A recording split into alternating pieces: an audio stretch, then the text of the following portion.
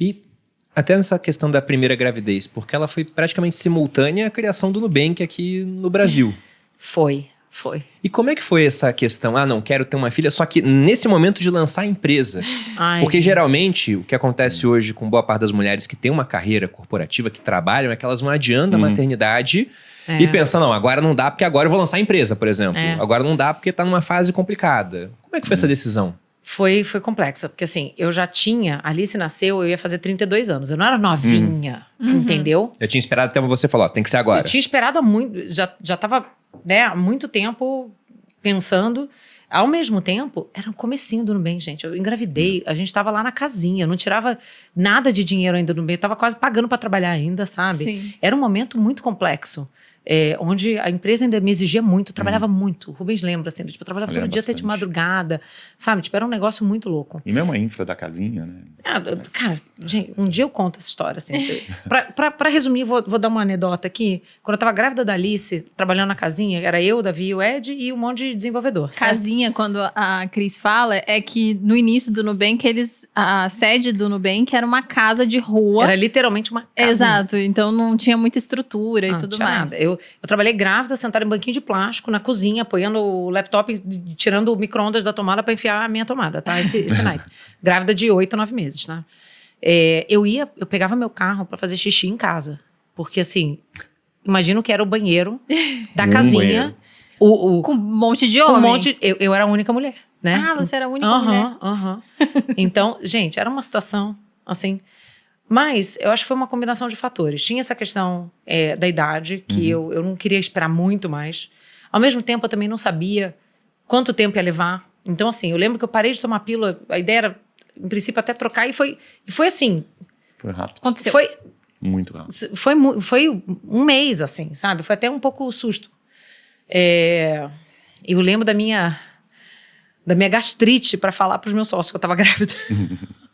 Porque era um momento muito crítico da empresa, sabe? E a gente começou, nessa época, eu acho que, certamente, o Davi e o Ed, nenhum deles não tinha nem namorada. Eu acho que de ninguém que tava lá com a gente, se bobear, tinha nem namorada. Caramba. Eu era a única que era casada. Era casada, tinha meus 2 enteados, agora eu tava grávida. Os caras não tinham nem namorada. A gente não tinha noção do que era uma família, do que era filho, do que era nada, sabe?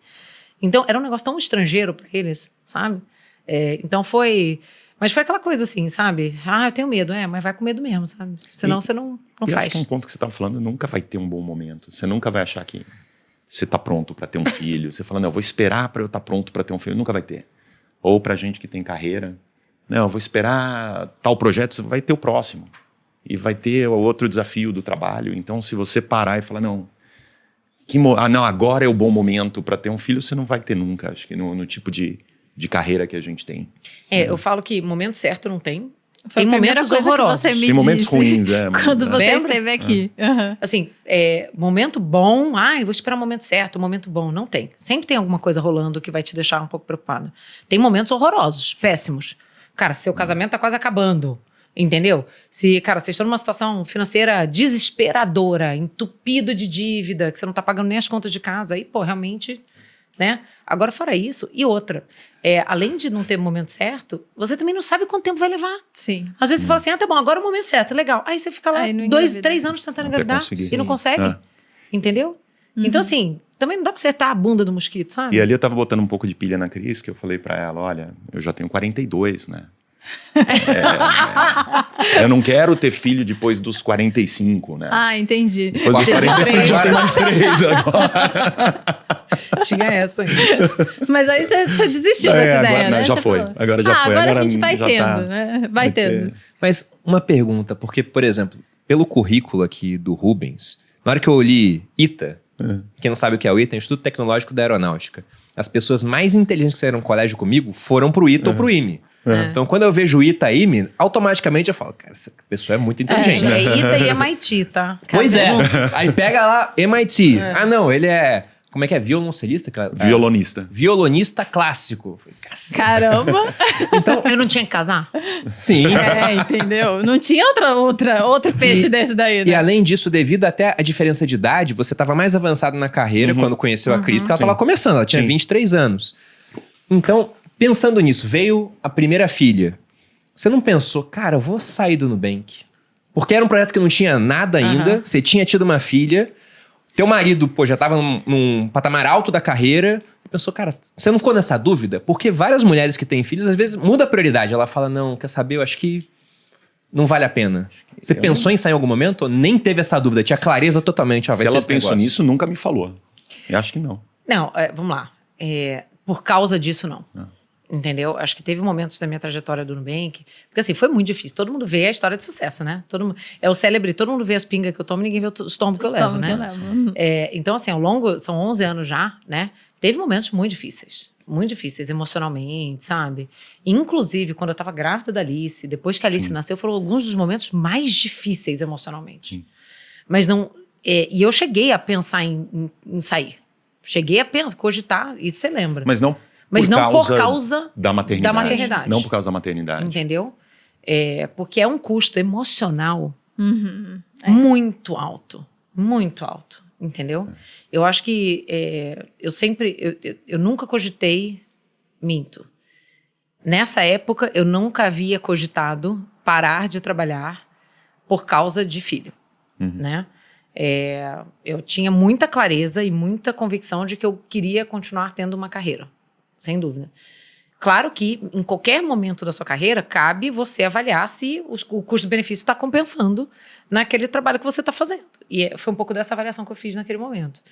Eu passei a fazer um pouco desse questionamento de se valia a pena eu parar mais recentemente. Né? Porque agora que no Nubank, não vou falar que, nossa, agora a gente já fez... Pelo contrário, a gente fala sempre que é só o começo. E é mesmo.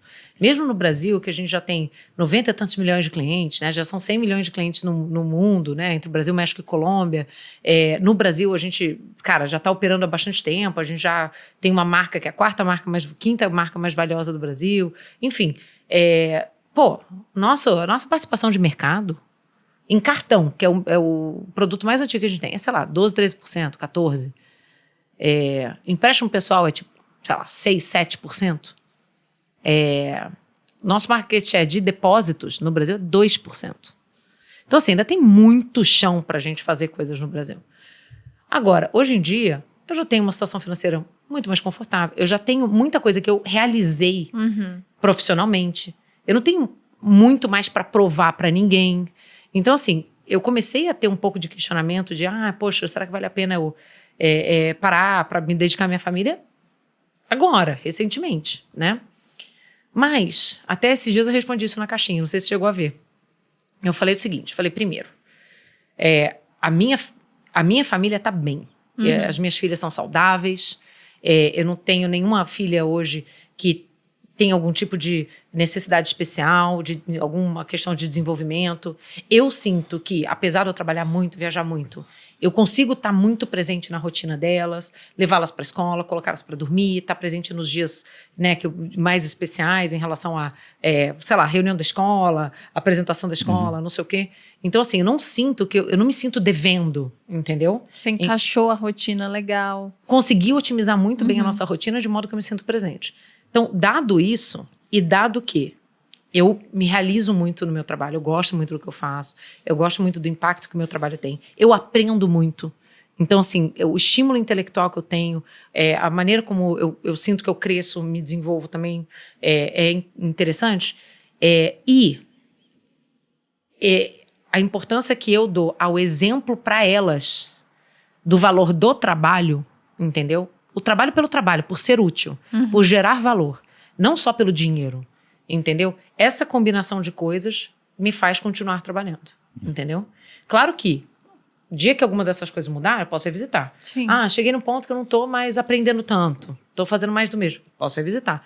Cheguei num ponto que, cara, tem alguma filha minha que tá precisando mais de mim e que eu preciso me dedicar mais, posso revisitar, entendeu?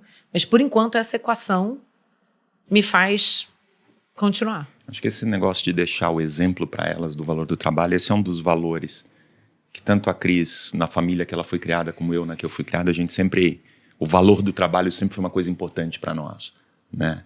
Então, não é só o trabalho pelo retorno financeiro que ele vai te dar. Não é só para pagar conta. Né? Não é só para pagar conta, né? Então, mesmo numa situação financeira diferenciada hoje, a gente não quer que elas não tenham esse exemplo de que o trabalho está lá e ele é importante você se dedicar e saber fazer algumas renúncias para que isso aconteça.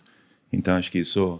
Mas nunca foi por causa de maternidade, né? Que a gente chegou e falou, vamos pensar em parar ou não.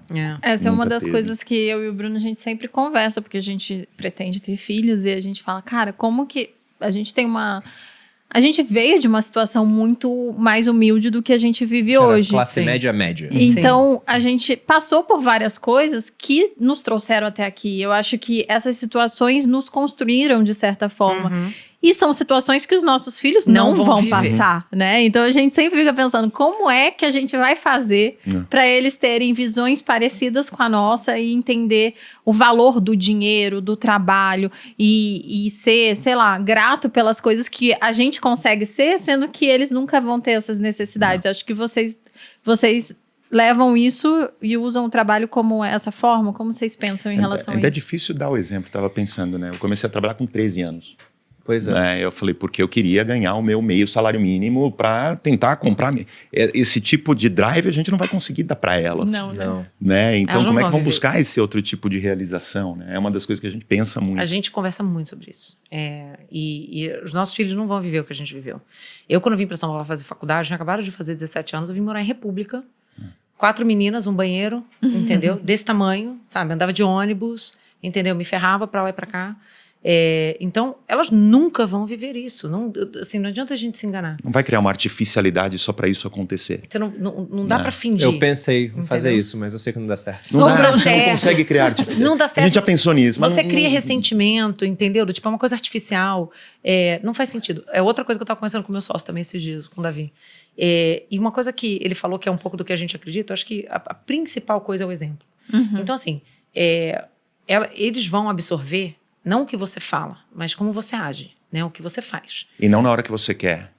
Mas na hora que acontece. É o tempo inteiro, na real. Tempo inteiro, ao longo da vida, sabe? Então, assim, pra mim, às vezes até numa boa intenção, às vezes as meninas falam, a Bela falou essa semana, mamãe, mas por que você tem que trabalhar? Aí eu não lembro quem estava em volta, não, porque a mamãe trabalha pra você poder ter uma casa legal, não sei o que, fazer as coisas. Eu falei, isso é verdade, mas a mamãe gosta muito do que ela faz. O trabalho da mamãe ajuda muita gente. Entendeu? E isso é importante, a mamãe gosta muito. Então, assim, tem muito de como a gente vai construindo, acho que são 3 componentes. Primeiro, como a gente vai construindo a visão delas sobre o trabalho, sobre o valor do trabalho, que é um pouco do que a gente estava falando. Segundo, acho que tem bastante sobre a nossa atitude em relação à vida. Você falou, a gente é muito grato. Cara, a gente sempre pode ser grato. E é uma das coisas que a gente fala também o tempo todo para elas. Olha, poxa, sei lá, desde rezar com a Alice todo dia à noite, o que a gente vai agradecer hoje, entendeu? A gente tá o tempo todo falando... lembrei do vídeo que você me mostrou da Bela. Da Bela, o vídeo, vou narrar o vídeo. Ela tava numa viagem falando, olha esse croissant, olha esse suco de laranja. Esse suco de laranja. Nossa, muito bom. E ela fazia uma carinha assim, muito fofinha. E ela tava muito grata ali. Muito, que era maravilhoso. Pois é.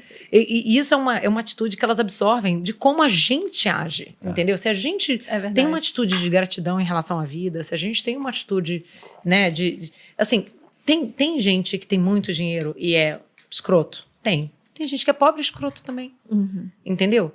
Não é uma exclusividade, entendeu? De ter dinheiro, você ter uma atitude ruim, você não... Sabe?